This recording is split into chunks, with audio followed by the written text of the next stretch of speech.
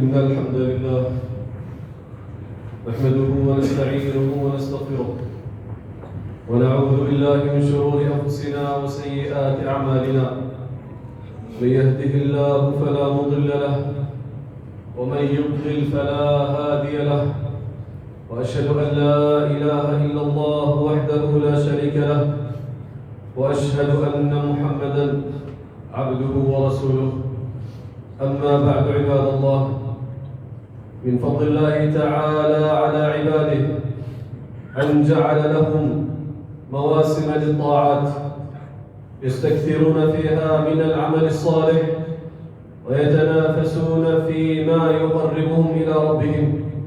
والسعيد من اغتنم تلك المواسم ولم يجعلها تمر عليه مرورا عابرا. ومن هذه المواسم الفاضلة أيام عشر ذي الحجة، وهي أيام شهد لها رسول الله صلى الله عليه وسلم بأنها أفضل أيام العام، بل أفضل أيام الدنيا، وحث على العمل الصالح فيها، بل إن الله تعالى أقسم بها، وهذا وحده يكفيها شرفا وفضلا. إذ العظيم لا يقسم إلا بعظيم، وهذا يستدعي من العبد أن يجتهد فيها ويكثر من الأعمال الصالحة، وأن يحسن استقبالها واغتنامها. ففي مسند الإمام أحمد أن النبي صلى الله عليه وسلم قال: ما من أيام أعظم عند الله ولا أحب إليه من العمل الصالح فيهن من هذه الأيام العشر، فأكثروا فيهن من التهليل والتكبير والتحميد. ولكن بأي شيء نستقبل الأيام العشر؟ فحري بالمسلم أن يستقبل مواسم الطاعات عامة، ومنها عشر ذي الحجة بأمور: منها التوبة الصادقة إلى الله رب العالمين، والعزم الأكيد على الرجوع إلى الله. ففي التوبة فلاح العبد في الدنيا والآخرة. يقول ربنا: وتوبوا إلى الله جميعا أيها المؤمنون لعلكم تفلحون.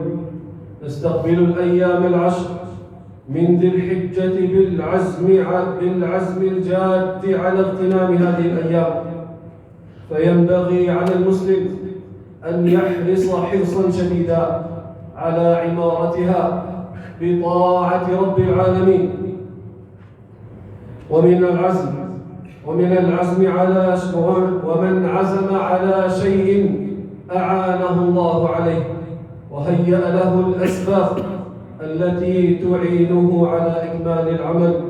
يقول الله: والذين جاهدوا فينا لنهدينهم سبلنا وإن الله لمع المحسنين.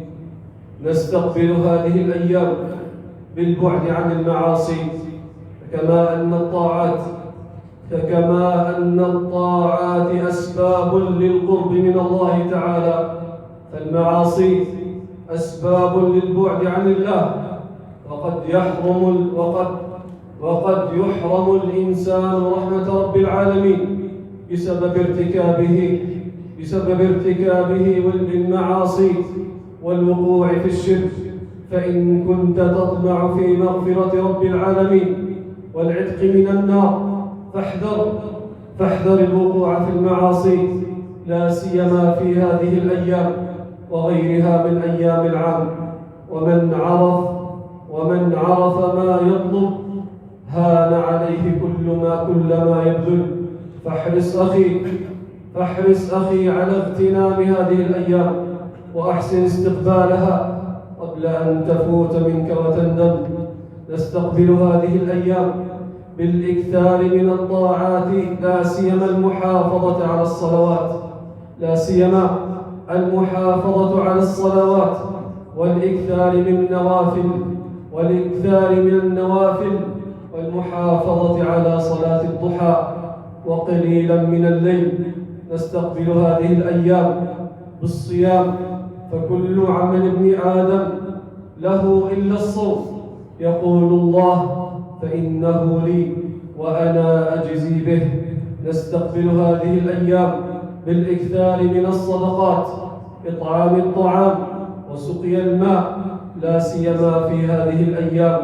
نستقبل هذه الأيام بصلة الرحم والإحسان إلى الوالدين وإلى الجار.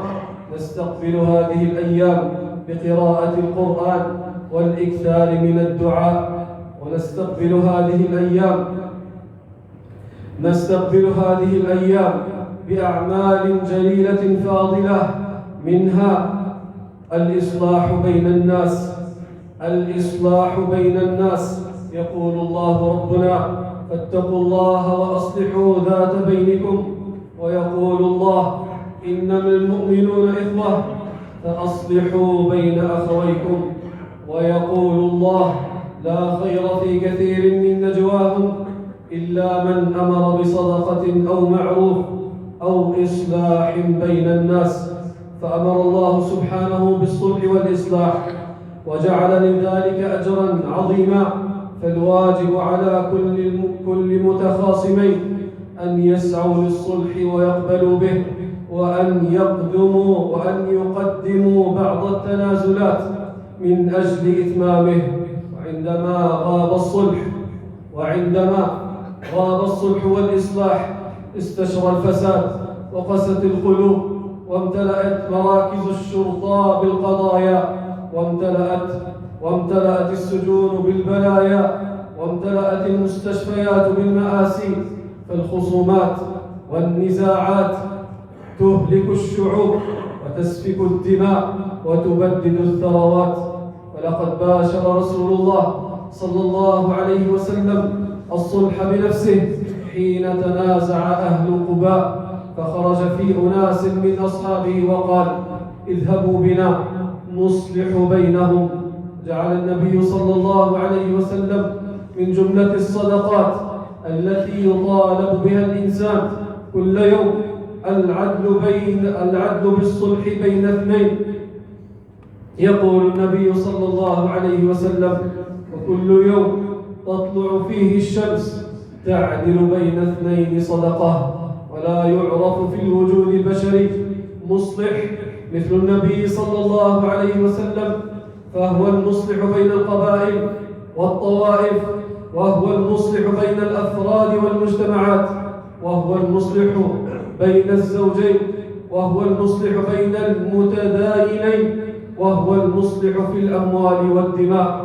أقول ما تسمعون وأستغفر الله العظيم.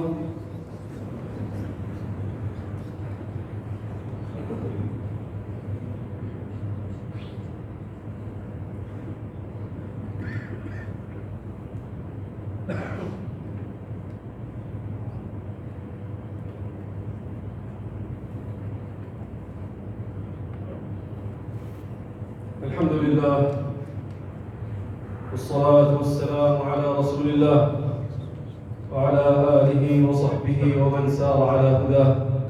عباد الله، الإصلاح أنواع كثيرة، منها الإصلاح بين المتعاديين المتقاطعين من المسلمين.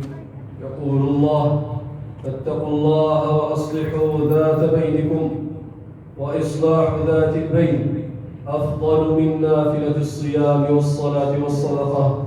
فعن أبي الدرداء رضي الله عنه قال قال رسول الله صلى الله عليه وسلم ألا أخبركم بأفضل من درجة الصيام والصلاة والصدقة؟ قالوا بلى. قال إصلاح ذات البين، فإن فساد ذات البين هو الحالقة. يعني أن فساد ذات البين وترك السعي في الإصلاح يؤدي إلى الحالقة، أي القاطعة والمنهية، التي تأتي على كل شيء وتحرقه وتقطعه من جذوره، سواء من أمور الدنيا أو من أمور الدين، لأنها تؤدي إلى التشاحن بين الناس والتهاجر وربما التقاتل. ويقول الله: لا خير في كثير من نجواهم إلا من أمر بصدقة أو معروف أو إصلاح بين الناس، أي إصلاح بين المتخاصمين في الدماء والأموال والأعراض. ومن يفعل ذلك ابتغاء مرضات الله فسوف نؤتيه أجرا عظيما.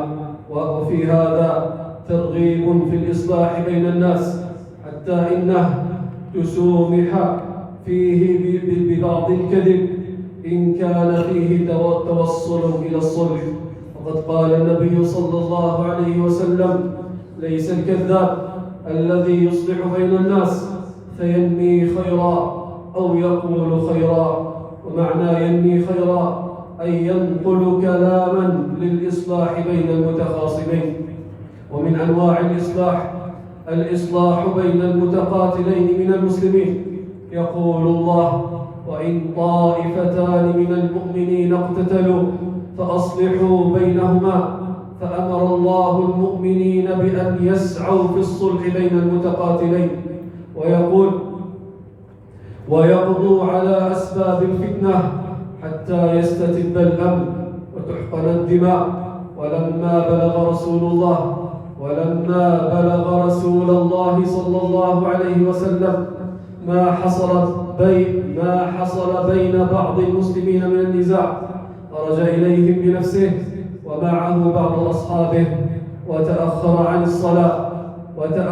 عن الصلاة بالناس بسبب ذلك حتى سوى ما بينهم من نزاع. ألا فاتقوا الله عباد الله، وأصلحوا ذات بينكم، وأزيلوا الخصومات فيما بينكم. فمن عفا وأصلح فأجره على الله، إنه لا يحب الظالمين. صلى الله على نبينا محمد وعلى آله وصحبه أجمعين.